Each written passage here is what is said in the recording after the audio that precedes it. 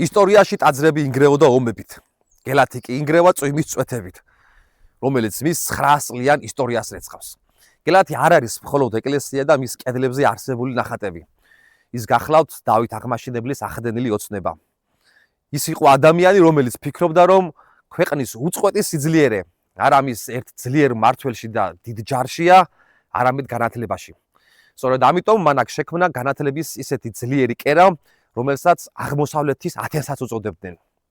აქ ისწავლებოდა მეცნიერების 7 დარგი, მათ შორის ასტრონომია, ფილოსოფია, ფსიქოლოგია, წარმოიდგინეთ მუსიკაც კი. არსენ იყათოელი სწორედ გელათიდან გადავიდა კახეთში და შექმნა იყათოს აკადემია, სადაც მოგვიანებით შოთა რუსთაველი სწავლობდა. სწორედ იქ მიღებულმა ცოდნამ დააწერია მას მსოფლიო ლიტერატურული შედევრი. დავით აღმაშენებელმა ასევე აქ ააშენა უძლიერესი სამონასტრო კომპლექსი, რომელსაც აზიის იერუსალიმსაც უწოდებდნენ. ამ კედელზეა მე-12 საუკუნის მხატვრობა, აღმაშენებლის პირველი და ერთადერთი უნიკალური სურათი, თუ როგორი იყო ქართველების უძლიერესი მეფე.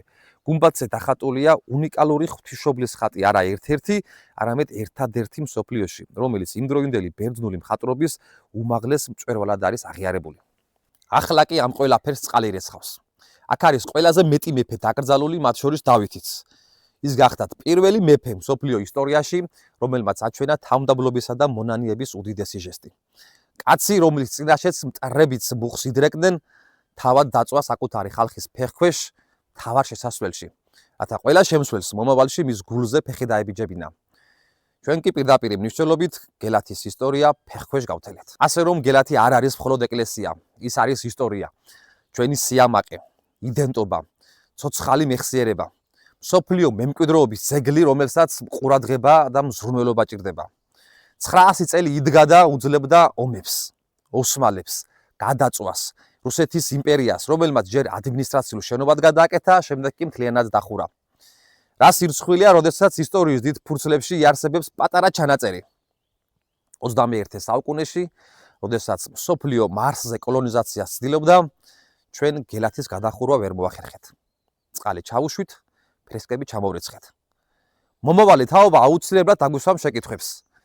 ეს იყო უნიათობა თუ მიზანმიმართული ნგრევა ისტორიის? ფიქრობთ, რომ აღდგენისთვის ბიუჯეტი არ იყო? მხოლოდ ამერიკამ 5 ჯერ გამოყო დაფინანსება გელათის შესწავლა, აღდგენა რესტავრაციისთვის. მსოფლიო ბანკმა 1,2 მილიონი ლარი. იუნესკომ უფასო ექსპერტები. ჯამში 20 მილიონ ლარზე მეტია დახარჯული. ისიც როგორ მოვიქეცით? სხვისი ფული დავზოგეთ, უხარისხო კრამიტი შევიძინეთ, ზერელად მიუდექით და არაპროფესიონალები მიუშვით. შედეგიც მივიღეთ. იუნესკომ 3-ვე კომპონენტი დაგვიწუნა: მასალაც, ხარისხიც, ტექნიკაც.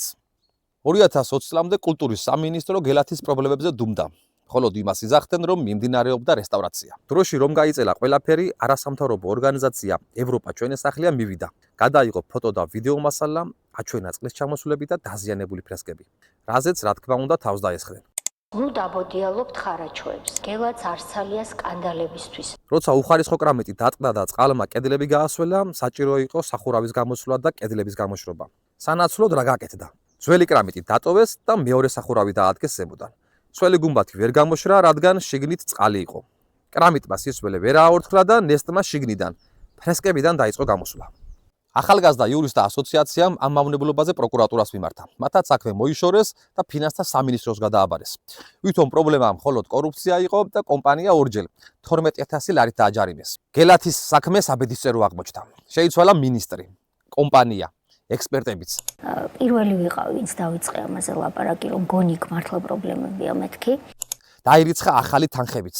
და მე მზად ვარ ვაგო პასუხი ყველა იმ გადაწყვეტილებაზე, ყველა იმ ნაბიჯზე და ყველა იმ ქმედებაზე, რომელიც ჩემი მინისტრობის პირობებში გელათის სამონასტრო კომპლექსში განხორციელდა, ხორციელდება და მომავალშიც განხორციელდება. ერთი შეხედვით ყველაფერი კარგად უნდა წასულიყო, მაგრამ მოხდა უარესი. კვლავ არ დაელოდნენ და არ დაუჯერეს იუნესკოს ექსპერტებს.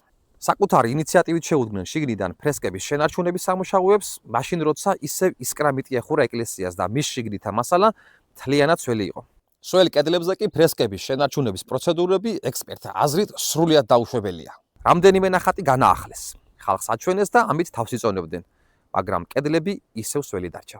რა თქმა უნდა, პრობლემები ვერ მოაგვარეს და 2023 წელს წულუკიანმა გელათზე პასუხისმგებლობა ჩაიხსნა. ეს საქმე გადააბარეს საპატრიარქოს. თან ამისთვის 7,5 მილიონი ლარი მიცეს. 2025 წელს კი 4 მილიონი ზემოდან დაუმატეს. გელათის მსგავსი სრულიად ახალი სამონასტრო კომპლექსი რომ ააშენოთ 4-დან 6 მილიონ დოლარამდე დაგჭირდებათ. ისმის სამართლიანი და ლოგიკური შეკითხვები. მხოლოდ გადახურვაზე და ფრესკების აღდგენაზე რატომ დაიხარჯა 20 მილიონ ლარზე მეტი? ფულს ვინ ჩივის? სად არის ფრესკები? ფული მათ განადგურებაში დავხარჯეთ? რა მემკვიდრეობას უტოვებთ ჩვენ შვილებს? პრიზენში გახვეულ ეკლესიას, დაკეტილ და ჩამორეცხილ კედლებს? გელათს ახალი გათბობის სისტემა დაუყენეს, რითაც ცდილობენ რომ სწრაფი ტემპით გამოაშრონ შიგნიდან კედლები.